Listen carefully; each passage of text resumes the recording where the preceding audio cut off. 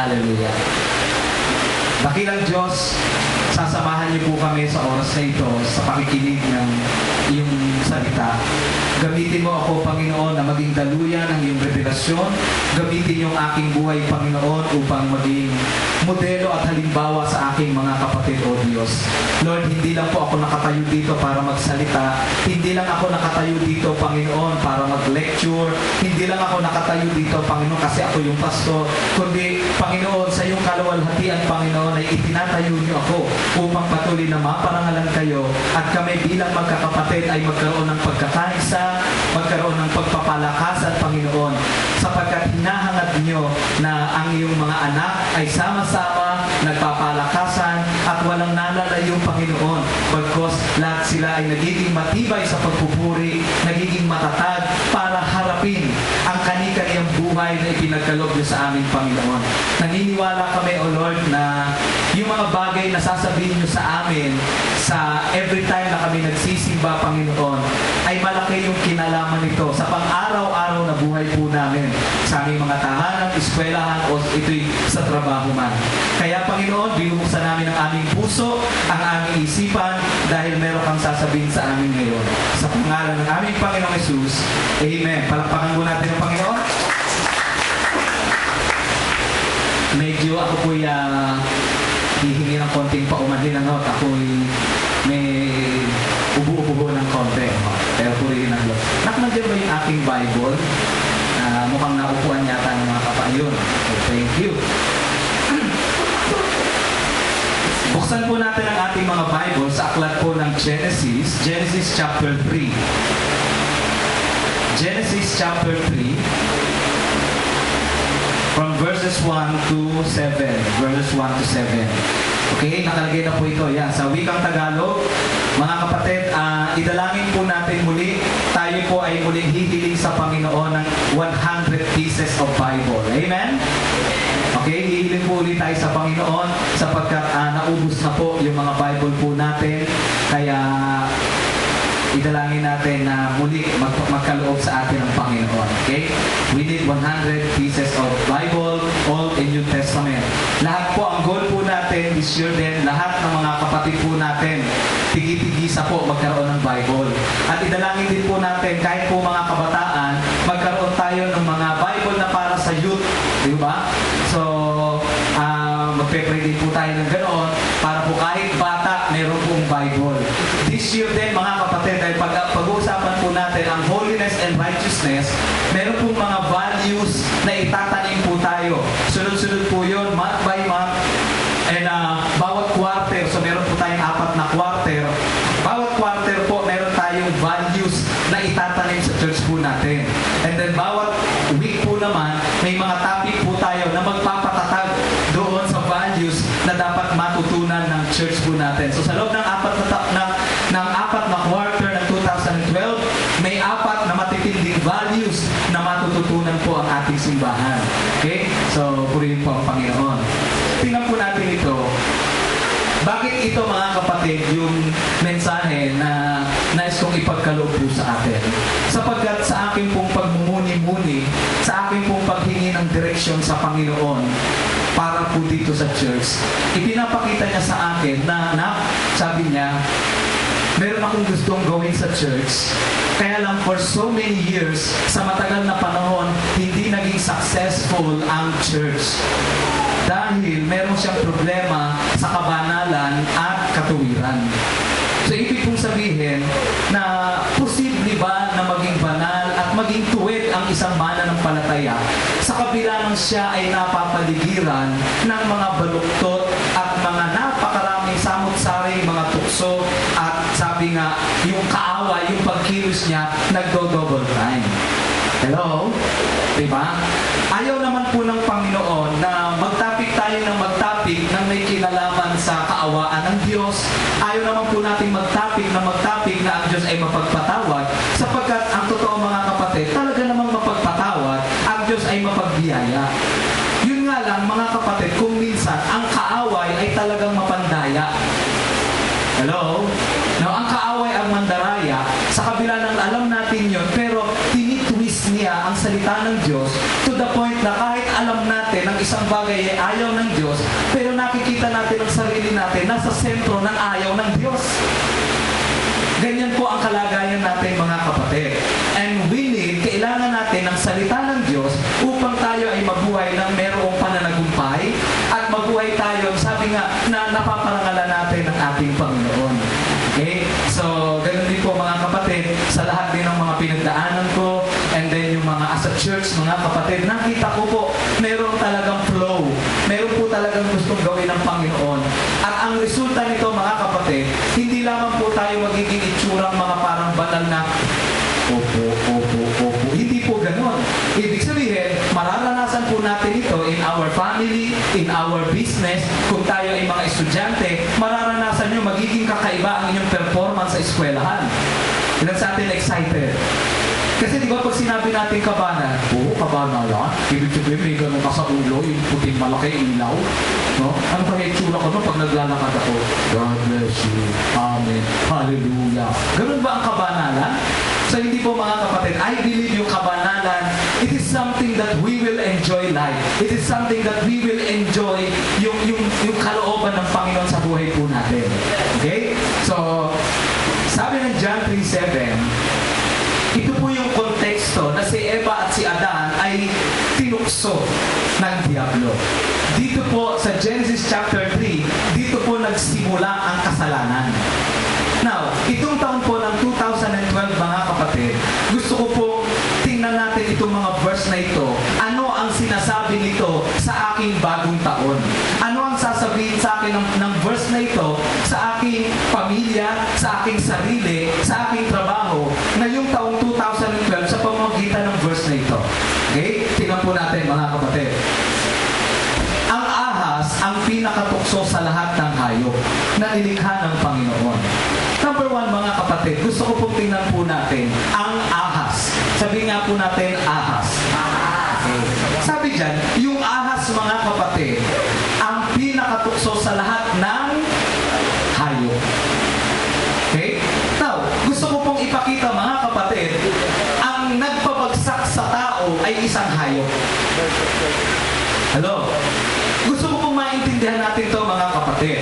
Ang nagpabagsak po sa espesyal na nilikha ng Diyos, ang tao ay ang hayop. Ang sabi ng Bible in Genesis chapter 1 and verse 26, nung nilikha niya ang lahat ng hayop, nilikha niya maging gumagapang, lahat ng mga uri ng hayop, ang sabi doon, ang mamamahala sa kanya ay ang tao. Hello? Nagigets niyo mga kapatid? Tingnan niyo ang tao nilikhang espesyal. At nilikha din ng Diyos ang hayop para pamahalaan ng tao. Pero sa pagkakataong ito, yung hayop mga kapatid, ang nangibabaw sa tao. Payag ba kayo nun? Pero gano'n ang nangyari. Okay? Ganun po ang nangyari. By this time po mga kapatid, gusto kong ma-realize natin within our spirit, makita natin sa espiritu natin, may authority pala ako laban sa hayop na yan. Hello? Di ba? Kahit anong gawing panunukso ng hayop na yan, kahit anong gawing panunukso ng serpente na yan, kahit anong gawin niya, kahit anong kapangyarihan meron siya, mas mataas pa rin tayo, mas may authority pa rin tayo laban sa kanya. Amen? Kaya lang sa pagkakataong ito, mga kapatid, napabagsak niya ang tao sapagkat meron siyang tinarget sa tao. May tinarget siya. Ito muna ang gusto kong, ito lang verse itong mga kapatid, ito lang muna ang gusto kong tingnan natin. I-realize natin, ang ahas mga kapatid, siya po ang Diablo. Ang ahas mga kapatid, siya si Satanas na nag-anyong ahas. Siya po ay nag-anyong ahas at siya po ang tumukso sa tao at naging dahilan ng pagbagsak. Ngayong taong ito mga kapatid, gusto natin ipakita that this year, kung tayo'y tatayo, maninindigan at hindi magpapaalipin sa hayop na ito, para yatang napakasama, hayop na ito, para yatang gano'n. Pero totoo mga kapatid, hindi po tayo dapat padaig sa kaaway sapagkat mas mataas tayo, mas makapangyarihan tayo dyan sa kaaway na yan. Amen? Sapagkat ang sabi ng Panginoon, sino mang naniniwala sa Kanya ay mananagumpay. Ito yung gusto kong ipakita mga kapatid. Kung merong mga bagay sa buhay natin na sabi nga, nagpapahirap sa atin, nagdadala sa atin, naglulugbok lagi, mga kapatid, it's time for us na tapakan natin ito. Kung paanong sinabi ng Panginoon, tatapakan ng kaaway. Ganun din ang gagawin natin, tatapakan natin ang kaaway. At huwag tayong matatakot mga kapatid, sapagkat ang original na pagkakalikha, ang tao ang mas mataas kaysa sa mga hayop na ito. Amen?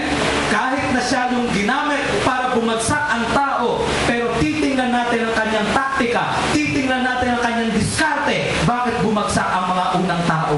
At ngayong 2012, hindi tayo papayag na babagsak tayo dahil lamang sa taktika niya. Ibubulgar natin kung bakit bumagsak ang unang tao. At dahil malalaman natin, naniniwala tayo na itong taon ng 2012 ay pwede pala natin ma-enjoy ang lahat ng mga magagandang bagay na gusto ng Diyos para sa atin. Kung minsan po mga kapatid, bakit hindi natin na-enjoy? Bakit puro kapangitan, sumpa, sakit, trahedya, kahirapan ang dumarating? Hindi po yan ang kinaloob ng Diyos. Hindi po yan ang nais ng Diyos sa kanyang mga anak, mga kapatid. Hello? Diba? Hindi yan ang nais ng Panginoon. Ang sabi ng Panginoon, ang plano ko ay isang magandang kinabukasan. Sa mga estudyante, hindi kalooban ng Diyos ang mabababang grade. Hello? Ha? Sa mga nagtatrabaho, hindi kalooban ng Panginoon yung mga tamad. Hindi kalooban ng Panginoon yung mga mapandaya. Bakit nagagawa? Sapagkat nangingibabaw ang kaaway. Pero naniniwala ko mga kapatid, itong taon na ito sa mga nagtatrabaho, tataas ang kanilang performance, tataas ang kanilang kasipagan. At dahil doon mga kapatid, samut-sari promotion ang dadating. Hello? Hindi tayo nagpapakasipag dahil para magmukha tayong alila. Alam niyo mga kapatid, minsan pag mag-aayusin, ayusin ko mga performance, chip-chep. Diba, ayan sa inyo dito nung nagpasipag kayo, nasa may aking sip-sip. Ako, nung ako'y high school, ganun po ako nun eh. Talagang, anyway, iba naman talaga, isip bata kasi ako nung high school, kaya pag may mag, didikit ako kay mang niya. Tapos pag may maingay, susunod ko pangalan niya. Inis na inis naman sa akin yung mga classmate ko nun. Ganun ako eh. Pero iba yung, ang ibig ko sabihin mga kapatid, diruin nyo, tataas po ang level ng paglilingkod, pag-aaral, trabaho, maging kalusugan mga kapatid. Itong year na ito, patataasin ang Panginoon. Remember yung message natin last Sunday? This year is a year of elevation. Hello? Ha? Hindi sinasabi na itong year na ito ay tatalunin natin. Hindi po. Ito yung year na i-elevate tayo ng Panginoon. Ano mangyayari doon sa mga kahinaan natin? Wala tayong pakailam. Maiiwanan na lang kung sayan. Huwag na natin pansinin kung ano yung kahinaan eh. Huwag na natin pansinin kung ano yung mga bagay na nagpapahirap sa atin. Wala tayong pakialam dyan. Basta ang pakialam natin, iaangat tayo ng Panginoon. Kung dati nabubuhay tayo sa liko, kung dati nabubuhay tayo sa walang kabanalan, hayaan na natin siya. Iaangat tayo ng Panginoon ngayon. Dahil ang Panginoon po natin, He always, alam niyo mga kapatid, every time na iisipin niya ang kanyang mga anak, lagi siyang nakatingin sa magagandang mga bagay. At kapag nakatingin siya sa magagandang bagay sa kanyang mga anak, lagi niyang dinidil, nak, ikaw ganito ka, nak, ikaw ganito ka, nak, ikaw ganyan ka. Pero kapag nakarinig ka, naku, ikaw ba ganyan ka, naku, kaaway po yan. Sapagkat ang kaaway mga kapatid, walang layunin kundi tayo siraan ng loob. Amen? Pero mga kapatid, once na kinausap tayo ng Panginoon at ipinakita ng Diyos ang tunay na destiny, ipinakita ng Diyos ang tunay nating pagkatao, ipinakita ng Panginoon ang tunay nating kalagayan sa kanyang harapan, magugulat na lamang tayo kahit di natin pansinin. Nababago ang ating buhay. Pabuti. Okay? Minsan po kasi, alam niyo yun, parang may, sa larong chess, ilan sa inyo marunong mag-chess? Diba? Merong dalawang klase ng laro doon, yung ikaw ang, kaya ka nag-iisip, para, anong tawag doon? Matihik ba yung tawag doon? Para checkmate mo yung hari. Alam niyo mga kapatid, ako inis na inis pag naglalaro ng chess. Tanong niyo po bakit? Bakit? Hindi ho pangit, tayo bakit? Diba? Alam niyo mga inis na inis, kasi ho, kada maglalaro po ako lagi na-checkmate. Walang panahon na uubos po ang oras ko, kaya iwas. Ako dito ko baka matchik ako. Ako dito tatapang ko ng pong ngayon. Iyaharap ko ngayong kapal. mga inyong tore, baka kumakain. Hindi ako maka-opensa. Alam niyo, minsan po mga kapatid, maybe for lagi na lamang tayong sa opensa. Magsisimba tayo kasi maglilinis-linis. Hello? Diba? Magde-devotion tayo kasi puro trahedya na ang dumadating sa buhay. Amen? Diba? Maglilingkod ako ng todo kay Lord kasi ang dami kong nagawang kasalanan. Anong ibig sabihin mga kapatid? Lagi tayong nakadepensa. It's time that this year is a year of elevation. Ang mga anak ng Diyos, pang-opensa na. Amen? Ibig sabihin, luluwalhatiin natin ng Diyos at magugulat tayo, ine-elevate ng Diyos ang ating buhay. At pag sinabi natin ito mga kapatid, not only in the spiritual, mapapansin po natin ito sa ating pamilya, sa mga kapatid. Huwag na po tayo magpakapagod kung ano man yung nakaraan. Huwag na po tayo magpakapagod kung ano yung mga dapat natin ituwid. Huwag na po mga kapatid. Isa lang, luwalhatiin mo ang Panginoon. Hindi ka magsisimba ngayon para maglinis-linis. Magsisimba ka kasi choice mo, luluwalhatiin mo ang Panginoon. Amen? So ito po yung goal natin. Hindi ka iiwas sa mali dahil ayaw mo na ng mali. Hindi ka iiwas sa mali dahil gusto mo nang itama. Hindi mga kapatid, kaya tayo gagawa ng tama dahil gusto nating luwalhatiin ng Panginoon. Ito yung flow na gustong ipakita ng Panginoon. So number one, mga kapatid, itong serpiente na ito, itong diablo na ito, mga kapatid, na nag-anyong ahas, mga kapatid, ang sabi ng Bible, sila'y nasa ilalim ng ating pamamahala. Wala silang magagawa. So, within our spirit, sabihin natin, mas makapangyarihan ako sa Kanya. At bakit tayo naging mas makapangyarihan sa Kanya? Kasi ang sabi ng Bible, greater is He that is in you than He that is in the world. Sa Tagalog, mas higit siya na nasa iyo. Sino yung siya? Ang Panginoon. Mas higit siya na nasa iyo kaysa nasa sa mundong ito. Ang kaaway. Kaya ito yung tingnan natin mga kapatid. Now, teka sandali. Kung mas matindi pala, mas makapangyarihan pala ako sa Kanya, mas may authority ako sa Kanya, bakit nagagawa niya akong pasunurin? Ba't nagagawa niya akong alipinin? Ba't nagagawa niya akong linlangin? Andiyan pa ho kayo? Nagigit niyo po ibig sabihin?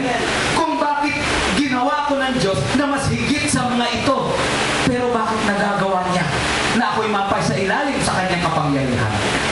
Ito po ang Kanyang taktika. Tingnan natin next verse. Sa verse 1 din po yan, isang araw, tinanong nito ang babae.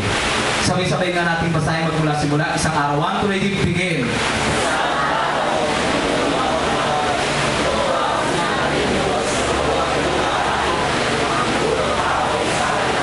Ito po mga kapatid, number 1, ang sabi ng ahas sa kanya, totoo bang sinabi ng Diyos? Ano ang unang-unang sinisira? Ano ang unang-unang binawasak ng kaaway sa ating buhay mga kapatid? Alam niyo ano yun? Bible, salita ng Diyos, devotion.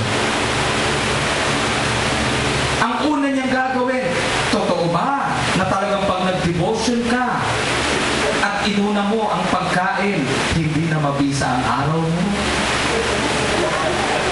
Hello? Diba? Totoo ba na kapag hindi mo inuna yan, pwede ka namang mag-devotion sa tanghali, kulang na ang buhay mo? Hello? Totoo ba? Sabi mo sa katabi mo, totoo ba? Sige. Totoo ba? Yeah. Ganyan-ganyan yung kaaway mangusap eh. Parang katabi mo. Pero alam niyo mga kapatid, eto ang una. Totoo ba? Ang una niyang datilan sa isipan mo, mag-alinlangan ka. Kasi yan ay isang aklat lamang, isang papel na nakasulat. Minsan pa nga eh, totoo bang salita ng Diyos yan? Tao lang naman ang sumulat niyan. Diba? Bakit mga kapatid? Sapagkat alam ng kaaway na ang salita ng Diyos dito nakasulat ang lahat ng plano ng Diyos sa tao. Tingnan natin yung next verse. Tingnan mo nga kapatid. Ngayong 2012, ito po ang gagawin ng kaaway. Hahadlangan tayo ng kaaway na lumalim sa salita ng Diyos. Number 1 yun, mga kapatid. Hahadlangan tayo. Pag sinabing lumalim, yung revelasyon. Iba yung revelasyon, iba yung kaunawaan, mga kapatid. Iba yung revelation, iba yung informasyon. Iba yung revelasyon, iba yung natalino, mga kapatid. Iba yung revelasyon, iba yung kaalaman. Pag sinabing revelasyon, mga kapatid, ito yung pag nagbasa ka ng salita ng Diyos at may nag-reveal, naku po, sabi ko sa inyo, nayayanig ang kaharian ng impyerno kapag may mga revelasyon tayong nakikita sa salita ng Diyos. Kaya kapag tayo nagde-devotion, mga kapatid, nauunawaan natin ang salita ng Diyos. Wow! Doon tayo nagiging maayos, doon tayo nagiging malakas at matatag at matibay. Every time na mayroong revelasyon. Ngayong 2012, gusto kong ipakita, hahadlangan tayo ng kaaway na lumalim sa salita ng Diyos. Pangalawa, ngayong 2012, hahadlangan ka ng kaaway sa ating devotion. Hahadlangan tayo sa ating devotion. Alam niyo po, mga kapatid, yung mga nag-encounter po, minsan nasasabi, yan ba ang nag-encounter? Totoo ba? Totoo ba? Diba? Alam niyo, mga kapatid, bakit? Sapagkat ang unang-unang tatargetin ng kaaway, ang devotion. Bakit? Kasi ang salita ng Diyos, nandyan ang kalakasan ng isang mananampalataya. Hahadlangan tayong lumalim, hahadlangan tayo sa devotion. Next, hahadlangan tayo ng kaaway na maging kabilang sa cell group. Bakit, mga kapatid? Sapagkat sa cell group, diyan natin na pag-uusapan din ang salita ng Diyos. Hello? Itong mga kapatid, sa church po natin, ito po yung mga sangkap. Hindi po tayo may cell group para lamang tumibay ang church, no? Hindi lamang po tayo nagde-devotion para hindi tayo manlamig at hindi mawala sa church. Hindi po, mga kapatid. Hindi po pampanatili ng attendance ang devotion. Hahadlangan po tayo, mga kapatid. And then next, hahadlangan din tayo sa discipleship class. May discipleship class po tayo, SOL1, SOL2, pero hahadlangan tayo ng kaaway. Ano ba yan? Nag-aaral na nga ako sa eskwela, may sulat-sulat pa. Graduate na ako ng high school, may SOL1 pa. Alam niyo, mga kapatid, ang daming sasabihin sa atin ng kaaway dahil ang target niya, sisirain niya. Hahadlangan niya na ang salita ng Diyos ay mamutawi sa ating mga bibig. Hahadlangan ng kaaway. Kung i-confront niya ang salita ng Diyos. Pero tandaan, hindi magtatagumpay. Kaya lang, bumagsak ang tao, mga kapatid. Dahil dito. Pero ito yung nais na ipakita ng Panginoon sa atin, mga kapatid, that this year, patatagin natin ang ating relasyon sa Kanyang salita at magugulat tayo yung mga ayaw natin, tinatanggal ni Lord. Amen? Kasi, alam niyo, mas masarap pong magtanggal si Lord kaysa sa kapwa natin. Di ba? Minsan pag kapwa natin, tanggalin mo nga yan eh. Luklukan ka na ganyan-ganyan eh. Diba, ganun na, mistake yun. Tutuluin ka, lalaitin ka, ibabagsak ka. Oo naman, mababago ka kasi talagang iba yun eh. Pero alam niyo, mga kapatid, ibang-iba din ang Lord. Kapag nangusap lahat ng kaparaanan, kung kinakailangan ang salita ng Diyos, ibang-ibang bumago ng buhay. So, mga kapatid, discipleship class, ano pa? Now, tingnan niyo po. Sumagot ang babae, maaari na, sabi ng Diablo, totoo ba? Ito ang sagot ngayon ng babae. Sumagot ang babae, maaari namin kainin ang anumang bunga sa halamanan, huwag lamang ang bunga ng puno na nasa gitna niyo. Aba, nakakasagot pa. Siguro kaatin lang ni Eva ng encounter. Ha? Kaatin lang siguro ng encounter yan. Di ba ganun yung mga kaatin lang na encounter? Pagising sa umaga, alokin ng tinapay. Ay, hindi! Hindi ba akong devotion eh? Ganyan yan. Sabi mo sa katabi mo, parang ikaw ang pinag-uusapan. Diba? Ganyan yan eh. Si Eva nag-encounter. Ganun din. Talagang sabi niya, uy, kung naman, hindi totoo yan. Maaari namin kainin ang anumang bunga ng halaman. Huwag lamang ang bunga ng puno na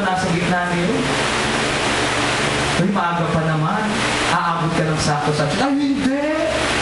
Kailangan maging maaga ako sa church. Diba? Pero tingnan niyo po ang ginawa ng kaaway. Next. Sinabi ng Diyos, ito ba yung sabi ni Eva? Sinabi ng Diyos, huwag namin kakainin, nihipuin man ang bunga nito. Kung kami raw ay kakain ito, mamamatay kami. Now, ito yung sabi ng Panginoon kay Eva. Now, gusto ko pong tingnan natin mga kapatid, na ang Diablo ay pinapabulaanan niya kung ano yung saktong sinabi ng Diyos.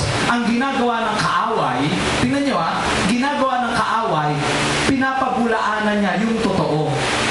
Now, tingnan nyo pong mabuti.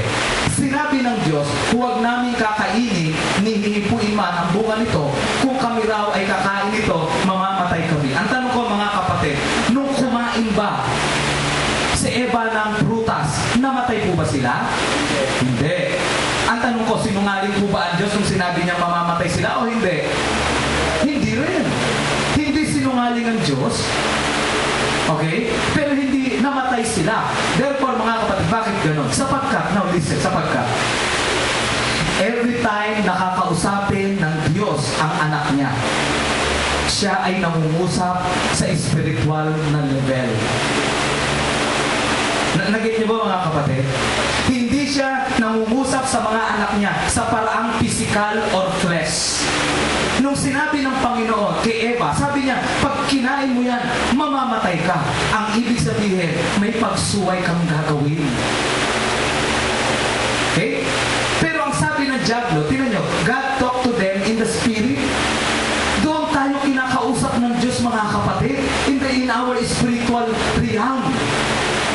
Doon siya nangungusap sa atin. Kaya mga kapatid, tingnan nyo pag hindi po tayo nagpakatatag sa salita ng Diyos, may mga sinasabi ang Diyos hindi natin mauunawaan. Bakit? Kasi mas lutang ang laman, mas lutang ang flesh. Hello? Mas lutang ang material na bagay. Uy, kapatid, ganito ang gawin mo, maluluwa natin ang loob. Ay, hindi naman siguro. Bakit hindi natin maintindihan? Magdala kayo ng kaluluwa. Mag-cell group kayo. Ay, hindi naman siguro. Hindi na natin maintindihan yung spiritual na gusto ng Diyos na tanggapin natin. Sapagkat ang nakikita na natin ay physical. Kailan nangyayari yun mga kapatid? Kapag lumalamang na ang flesh, ang laman sa ating buhay. O yung pagiging materialistic. Kapag tumataas na yung ating pansariling pananaw at hindi na yung para kay Lord. Now, tingnan niyo po. Next, tingnan natin, kapatid. Ngunit sinabi ng ahas, eto na naman po yung ahas. Hindi totoo yan. Naku, diretsahan na. Hindi totoo yan. Hindi kayo mamamatay. Now, etong ahas mga kapatid, kinakausap si Eva at si Adan, si Eva, sa physical. Pero ang Diyos, mga kapatid, kinakausap niya tayo sa spiritual. Dahil alam ng Panginoon, once na naging corrupt na ang espiritu ng kanyang anak, magsisimula na ang pagbagsak. Hello? Kapag nagsimula ng dumumi ang espiritu, maraming bagay na hindi natin magagawa. Yung mga bagay na ikararangal ng Diyos, hindi na natin magagawa yan, mga kapatid. Kaya kinakausap tayo doon sa espiritu. Pero ang kaaway, ang sabi niya, hindi totoo yan. Bakit? Ang pinagdidiinan lagi ng kaaway, yung flesh. Okay, aga-aga pre. Diba? Kung pwede ka naman mag-devotion mami, kung magka-ulcer ka. Diba? Magbabasa ka ng Bible, ganyan-ganyan, kung lumabo mata mo. Hello? Pero alam niyo mga kapatid, ang sabi ng kaaway, hindi totoo yan. Pero actually mga kapatid, yung sinasabi ng kaaway, totoo yun. Kasi yun yung flesh. Pero hindi yun yung sinasabi ng salita ng Diyos. Ang ibig sabihin mga kapatid, inililigaw ng kaaway ang anak ng Diyos. Inililigaw. So ito po, hindi kayo mamamatay. Bakit? Ang gamit katawan ko. Diba? Anyway, mga kapatid, yung kalusugan nyo, yung katawan. Kailangan natin ingatan ito mga kapatid.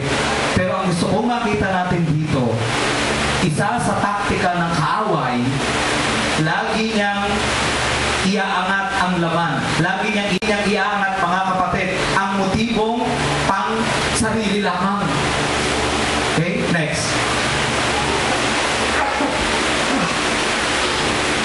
Sinabi lang iyan ng Diyos sapagkat alam niya kung kakain kayo ng bunga niyon ay makakaunawa kayo. Kayo'y magiging parang Diyos. Malalaman ninyo ang mabuti at masama. Now, tingnan niyo mabuti mga kapatid, no? Kanina, sabi ng Diablo, hindi totoo yan. Kanina, totoo ba? Diba? Pangalawa, hindi totoo yan. Eto na. Sinabi lang yan ng Diyos sapagkat alam niya kung kakain kayo ng bunga niyon ay makakaunawa kayo. Kayo'y magiging parang Diyos, malalaman ninyo ang mabuti at masama. Now, ito yung gusto kong tingnan natin mga kapatid. No? Ito ang inialok. Ito ang inialok ng kaaway sa tao. Bakit siya bumagsak? Okay? Ano to? Kayo'y magiging parang Diyos. Ibig sabihin, ang desisyon ko ay desisyon ko. Kaya ko namang bumalik kay Lord. Kaya ko namang humingi ng tawad. Kahit mapagpatawad naman ang Lord. Amen? Hello? Diba? Kayo'y magiging parang Diyos. Ibig sabihin, may kalayaan ka. Binigyan ka ng Panginoon ng kalayaan parang Diyos. Kaya kahit anong gusto mo gawin, kaya kung babalik ka na, wala siyang magagawa, tatanggapin ka. Okay? At malalaman ninyo ang mabuti at masama. Tingnan po natin yung kasunod. Hindi masama ang maging matalino o maraming nalalaman. Subalit, dapat itong magamit ng may buong kababaan ng loob upang magbalik ng karangalan sa Diyos. Mga kapatid, hindi po masama na mamaster natin ang buhay dito sa mundo. Oo mga kapatid, ang Diyos ay mapagpatawad. Opo mga kapatid, ang Diyos ay hindi siya nagtatangi. Ang Diyos ay maawain. Ang Diyos ay mahabagin. Ang Diyos ay mapagmahal. Totoo po yan mga kapatid. Kaya lang huwag po natin gamitin ang lahat po ng iyan para sa sarili nating karangalan. Dapat po, yung malaman natin na ang Diyos ay mabuti, malaman natin na ang Diyos ay mapagmahal, yung malaman natin na ang Diyos ay mapagpatawad, gamitin natin sa kanyang karangalan. Hello? Amen mga kapatid? Binigyan tayo ng Diyos ng kalayaan, pero gamitin natin para maparangalan ng ating Panginoon. So mga kapatid, unang sisirain ng kaaway ang ating relasyon sa salita ng Diyos. Tingnan natin kasunod. Ang punong kahoy ay napakaganda. Now, tingnan niyo po ang nangyaring resulta. Ang punong kahoy ay napakaganda sa paningin ng babae. Number 1, ang punong kahoy ay napakaganda sa paningin ng babae. Una, maaakit na po ang ating mga mata. Okay? Ibig sabihin, okay to cool. Wow. Wow, nasa uso to okay to, model to. Ano to? Alam niyo mga kapatid, unang mata. Pero ang unang target ng kaaway, alam niyo yun, yung kaya natin kontrolin ang lahat ng bagay. Pwede naman tayong bumalik, no? Pero susunod, makikita yung mata natin, madadamay na. Ang punong kahoy ay napakaganda sa paningin ng babae at sa palagay niya ay masarap ang bunga nito. Ang kasunod na mga kapatid, laman, flesh. At pagkatapos ng mga kapatid, naisip din niya, nakahanga-hanga ang maging marunong at pumitas ng bunga at kumain ito. Then ito pa nangyari mga kapatid. Kapag nagsimula ng bumagsak, binigyan niya ang kanyang asawa at kumain din ito. Ibig sabihin, mangdadamay na. Hello? Mangdadamay na po. Tingnan natin yung kasunod kapatid. Nagkaroon nga sila ng pagkaunawa matapos kumain. Noon nila nalamang sila'y hubad. Kaya kumuha sila ng mga dahon ng igos, pinagtahi-tahi nila ang mga ito at ginawang panakip sa katawan. Nakita po nila yung kanilang sarili. Ay, hubo! Pares pala tayong hubo. No? Nalaman nila sa sarili na, naku, alam niyo po, ang ibig sabihin po na tayo ay nanghina sa salita ng Diyos.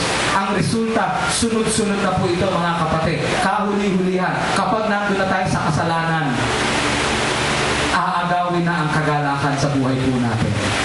Wala na tayong joy, hindi na natin maranasan yung spiritual na buhay, hindi na po natin maranasan mga kapatid, yung saya ng pagiging Kristiyano natin.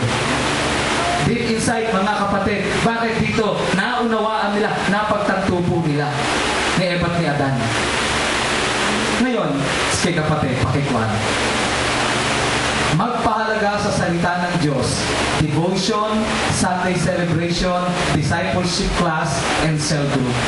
Mga kapatid, itong taon po na ito, handa ang church na ito, na tayo ay samahan para lalong lumalim sa salita ng Diyos. At ang kaparaanan mga kapatid ng simbahan na ito, para maging matatag tayo sa salita ng Diyos, alam niyo mga kapatid, una, yung devotion. Devotion. At gagawin po natin sa first quarter, ang unang values na patatatagin po natin ay ang devotion. Ibig sabihin, ako mismo at yung aking mga primary, yung nanay ko at ang kanyang mga primary, mga kapatid, everyday magkakaroon ng devotion. Yan ang unang values. At ang pagtatanim ng values, mga kapatid, hindi po biglaan. Nakakita na po ba kayo ng bata, paggising pa lang, pagkapanganak, marunong ng dumede? Ano ba, ngayon, nandiyan si Brother Romel at kanyang asawa at ang kanilang bagong anak na sanggol, purihin ng Diyos. Pero ito bang kanilang anak na ito, pinagtimpla nila ng gatas, pinadete nila, at pagkatapos, ikaw tandaan mo yan, 3 beses lang ipagtitimpla. Sa susunod, umakit ka sa cabinet, nandun yung gatas mo. Di po ba hindi ganon? Ganon din mga kapatid. Ganon ang pagtatanim ng values. I believe mga kapatid, lahat po tayo, kung minsan may bahagi sa buhay natin, hindi natin naging values ang everyday devotion. Amen? Pero naniniwala ako mga kapatid, huwag nating tawaran ang devotion. Huwag nating tawaran yung salita mismo ng Diyos na babasahin natin. Hello? Yung pagbuklat tayo ng ganyan, huwag nating tatawaran. Kasi yung pagbubuklat na yun, hindi patungkol sa pagbubuklat. Yun ay patungkol sa sasabihin ng Diyos sa atin. Huwag na nating tawaran mga kapatid. Kung sabihin man natin, no devotion, no breakfast, o pwede. Huwag na po nating tawaran. Sapagkat ang ipinapakita nun mga kapatid, pahahalagahan natin ang salita ng Diyos higit sa ano pa mang bagay na material. Amen? Huwag na nating tawaran mga kapatid kung tayo man ay ma-check ang ating devotion sapagkat hindi patungkol yan dahil chine-checka. Yan ay patungkol sa salita ng Diyos na magpapatatag sa ating buhay bilang Kristiyano. Huwag na nating tawaran mga kapatid ang devotion. Magkaisa po tayo, maging kultura natin ito, maging values natin ito mga kapatid, sapagkat ang unang tao ay bumagsak. Nagkamali po sila sa salita ng Diyos. Hinayaan nila na tumabang sila sa salita ng Diyos. Pero ngayong taong ito mga kapatid, ito ang hangarin natin. Ito ang paglasaan natin. Magtutulong-tulong tayo mga kapatid at magugulat tayo. Binabago tayo ng Diyos araw-araw. And then, yung Sunday celebration natin mga kapatid. Alam niyo po, huwag nating tatawaran kung yung linggo, huwag nating tatawaran yung Sunday. Naku, meron pa ba namang ilang Sunday sa loob ng isang taon para isang beses lang naman ako mawawala. Hindi yun mga kapatid. It is not about the attendance. It is about the Word of God na ibibigay niya sa atin. Amen? Huwag nating tawaran mga kapatid ang bawat pagtitipon ng mga magkakapatid sapagkat yan ay hindi patungkol lamang sa fellowship, kundi patungkol sa salita ng Diyos na magbibigay ng pag-asa at tagumpay. Salita pa rin ng Panginoon mga kapatid. Huwag nating tawaran ang discipleship class natin. Kung tayo man mga kapatid ay nahinto ngayong year ng 2012, ipagpapatuloy natin mga kapatid ang discipleship class. Every Sunday afternoon mga kapatid, magkakaroon tayo ng pag-aaral o i-announce natin sa mga susunod na linggo mga kapatid kung paano tayo makapagpapatuloy lalalim.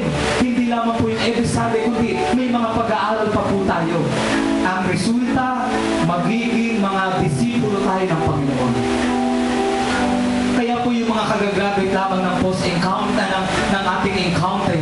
Yung mga dumadaan sa post-encounter, yung mga nasa level ng SOL1, mga kapatid, huwag niyo pong tawaran. Ipagpatuloy niyo, mga kapatid, sapagkat hindi yan patungkol sa proseso, yan ay patungkol sa salita ng Diyos.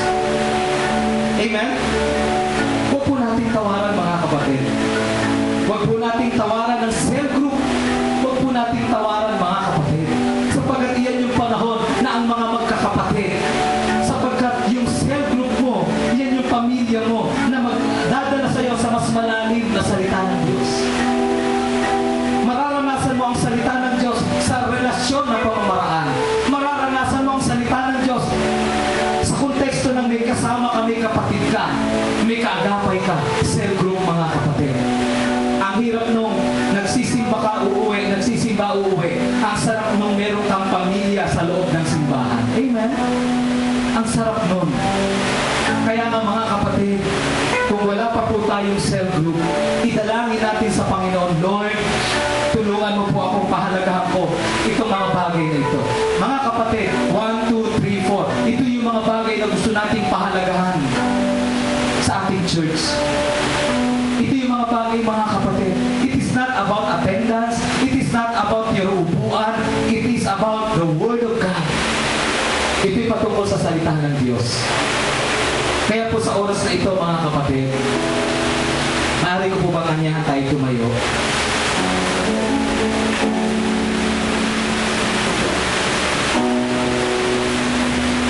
Hallelujah. Yes, Lord.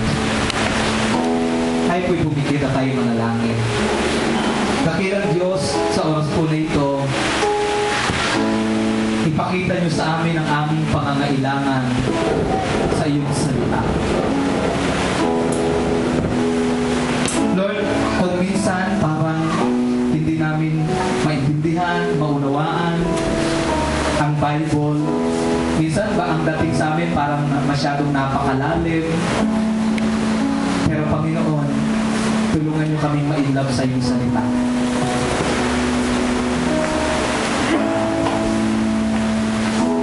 Habang tayo nakapikit at nananalangin, naniniwala ako na ito na yung time na kinakausap ka ng Panginoon. Anak, ang tagumpay mo ay ang salita ko, ang Biblia. Saan manggagaling ang iyong kalakasan? Sa payo ng tao, na ang tao'y namamatay, nawawala, tumatalikod, na ang tao kung minsan ay nagkakamali, kadalasan nagkakamali. Pero ang salita ng Diyos ay kailanman ay hindi nagkamali. Nais mo ba na wakasan sakit, karamdaman, kahirapan, kagipitan, kaguluhan sa tahanan, walang kapayapaan ng isipan, ang gulo-gulong puso, ang dumi-dumi pamumuhay? Mga kapatid, talikuran mo, harapin mo ang salita ng Diyos. Ito ang babago sa akin. Hindi na kailangan ng matramang buhay, hindi na kailangan ng matramang pagkilos o ano paman. Sapat na ang puso mo na magsasabi sa Panginoon, Lord, babalik ako sa salita mo. Lord, magmamahal ako sa salita mo. At itong desisyon ko na ito, Panginoon, ito ang magsusustain ng lakas ng buhay sa atin ngayong taon ng 2012. Kausapin mo, Panginoon, ngayon, kung may naging pagkukulang ka sa salita ng Diyos, maaari mo nang ihingi ng tawad sa Kanya. Lord, patawarin mo po ako.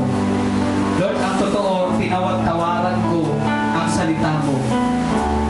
Ang totoo nga, Panginoon, hindi ko siya binabaliwala, pero hindi ko naman siya pinapansin. Hindi nagiging bahagi ng buhay ko ang Biblia. Pero sa oras na ito, Panginoon, patawarin mo ako. Come on, right now. Isang matinding pag-amin, isang true repentance na nanggagaling sa puso. Hayaan mo ang Diyos ang kumilos sa iyo. Mahina tayo, pero malakas ang ating Diyos. And right now, naniniwala ako, nais ng Panginoon na ibahagi sa iyo ang pinakamagagandang bagay ngayong taon ng 2020. Yun yan, nasa sa iyong pagpapasya kung gagawin mo na ang salita niya ang maging gabay